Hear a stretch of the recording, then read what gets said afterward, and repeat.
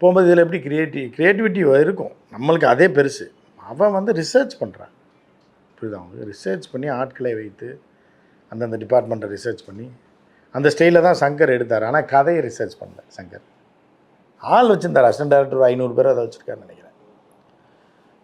கட்சி ஆரம்பிக்கலாம் சங்கர், தெரியுமா? அவ்வளோ கூட்டம் இருக்குது. இப்போ கரூர் மாநாடு நடத்தலைன்னா கூட வேறு எங்கேயாவது நடத்தினாருன்னா ஒரு 1000 1500 பேர் வருவாங்க, படத்தில் ஒர்க் பண்ண டீம் மட்டும்.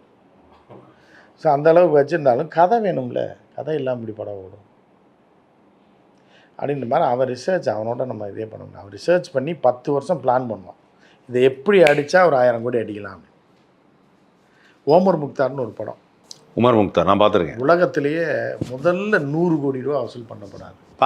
35 வருஷத்துக்கு முன்னாடி உலகத்திலேயே முதல்ல 100 கோடி கிராஸ் பண்ண படம். அதே மாதிரி இவரோட படம் யார் 1000 கோடியை கிராஸ் பண்ணுச்சு.